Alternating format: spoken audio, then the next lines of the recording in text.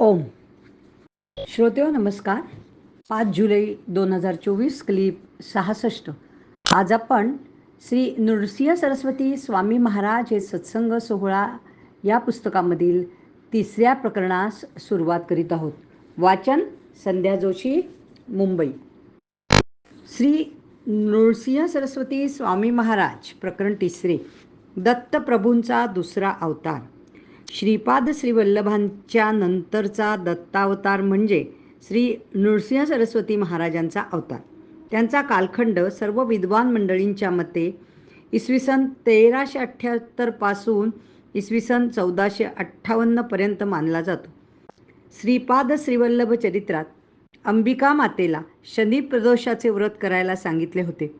पुढील जन्मात ह्यांच्याच कारंजा नगरीत वाजसेनीय शाखेत विप्रकुळी अंबा भवानी म्हणून जन्म झाला आणि नंतर माधव विप्रांशी त्यांचा विवाह झाला. कालांतराने त्या गर्भवती झाल्यावर ब्रह्मज्ञान बोलण्याचे डोहाळे लागले. नवमासानंतर जन्मतः दिव्य बालकाने ओंकार शब्दाचा उच्चार केल्यामुळे सर्व लोक आश्चर्यचकित होऊन थक्क झाले. हा अवतारी पुरुष गुरुस्थानी असेल असे भविष्य वर्तवण्यात आले. व्यावहारिक नाव नरहरी असे ठेवण्यात आले. 7व्या वर्षापर्यंत ओंकाराखेरीज दुसरा शब्द उच्चारला नसल्यामुळे बाळ मुका होईल की काय अशी शंका येऊ लागली. त्याची मुंज करण्याचे ठरले व गायत्री मंत्राची दीक्षा झाल्यानंतर लगेचच ऋग्वेदातील मंत्रांचा नरहरी स्पष्ट उच्चार करू लागले आणि सारे जग चकित झाले. वेदाभ्यास करण्यासाठी घर सोडून जाण्याचा मानस सांगितल्यावर सर्वजण दुःखी झाले. आईची समजूत काढून आणखीन 2 पुत्र होईपर्यंत राहीन असे सांगितले आणि पुढल्या वर्षीच अंबामातेला जुळे पुत्र झाले. त्यानंतर नरहरींनी निरोप घेताना अवघे कारंजा गाव लोटले होते. काशी क्षेत्रात वास्तव्य करून अष्टांग योगाचा अभ्यासाने अनुष्ठान केले. मणिकर्णिका तीर्थावर कृष्ण सरस्वती नावाचे शंकर संप्रदायाचे संन्यासी होते. त्यांना अगोदरच या ब्रह्मज्ञानी बालकाच्या आगमनाची माहिती होती आणि ते पुढे लोकोद्धाराचे कार्य करतील याची खात्री होती. त्यांच्याकडून संन्यास दीक्षा घेतल्यावर नरहरीचे नृसिंह सरस्वती झाले. काशी क्षेत्रात अद्भुत लौकिक मिळवल्यावर शिष्यांसमवेत बद्री केदारला यात्रेसाठी जाऊन पुढे प्रयाग क्षेत्रास आले. येथेच त्यांचे पहिले शिष्य माधव यांना संन्यास देऊन ते माधव सरस्वती नावाचे त्यांचे प्रिय शिष्य झाले. एकूणच या पुण्यक्षेत्रात एकाहून एक सरस असे 7 शिष्य तयार झाले. सर्वजण दक्षिण यात्रेला निघून आपल्या जन्मगावी कारंजा येथे आले. 4 भाऊ, 1 बहीण आणि सर्व कुटुंब एकत्र आल्यावर आनंदी आनंद झाला. हे नृसिंह सरस्वती यती विष्णूचेच अवतार आहेत अशी सर्वांची मनोमन खात्री पटली. पुढे सर्वजण त्र्यंबकेश्वराला आले आणि गोदावरी तीरावरील यात्रेत अनेक चमत्कार घडले. पोटदुखीने त्रस्त होऊन आत्महत्या करायला निघालेल्या ब्राह्मणाला रोगमुक्तीचा उपाय सांगून वाचविले. चरित्रातील इतर लीला प्रसंग आता आपण बघूया. भक्तावर कृपाछत्र. कडगंजीला राहणाऱ्या सायमदेवावर कृपा करून यवनराज्याच्या संकटापासून त्याला मुक्त केले आणि राजानेच सायमदेवाचा सत्कार केला. पुढे दक्षिण यात्रेत भिलवडी गावी भुवनेश्वरीच्या मंदिरात एका मंदबुद्धीच्या मुलाची जीभ कापून देवीला अर्पण केली होती.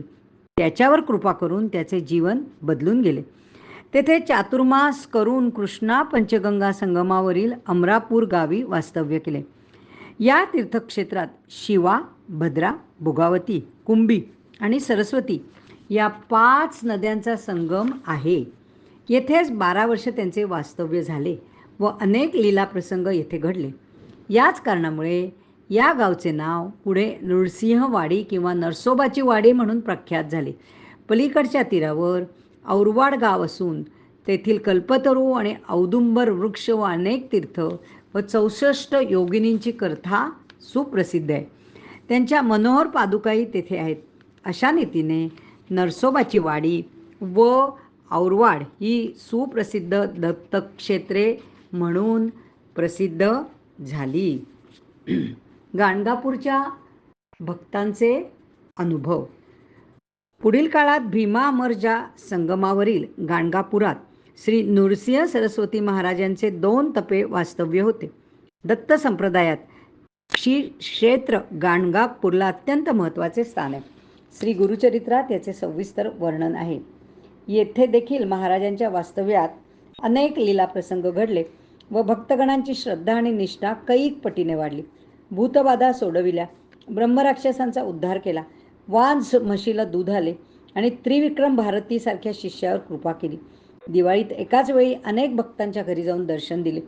पूर्वीच्या संकेताप्रमाणे सायमदेव या शिष्यावर गाणगापूरला बोलावून त्याच्यावर कृपा केली आणि त्याचा उद्धार केला. एका श्रद्धावान शेतकऱ्याच्या शेतात 100 पटीने धान्य पिकवून श्रीगुरूंनी त्याचे दैन्य दूर केले व त्याच्याकडूनच दुष्काळात इतरांना मदत झाली. श्रीपाद श्रीवल्लभ अवतारातील रजक त्यांच्या कृपेमुळे आता बिदरचा बादशाह झाला होता. त्याची कथा पुढे येणारच आहे. अशा सर्व अलौकिक गोष्टी करून पुढे सिंहस्थास नाशिक त्र्यंबकेश्वराच्या यात्रेला जाऊन गौतमीचे स्नान करून गाणगापुराला परतले. यावेळी मात्र त्यांनी निर्वानिर्वीची भाषा केली. लोकसंग्रह अमाप वाढला व लीला प्रसंगांमुळे अपूर्व ख्याती झाल्यामुळे आता गुप्त राहण्याची इच्छा महाराजांनी प्रगट केली. आपले नित्य वास्तव्य गाणगापूरला असले तरी लौकिकदृष्ट्या आपण यात्रेला जात आहोत असे दर्शवण्यासाठी श्रीशैल्य यात्रेला निघण्याचा बेत केला. भक्तांना ताणण्यासाठी आपण निरंतर गाणगापुरातच आहोत असेही यती महाराजांनी सांगितले. उद्याच्या क्लिपमध्ये आपण श्रीशैल यात्रा व अवतार समाप्ती हा भाग ऐकूया. धन्यवाद. हरिओम तत्सत.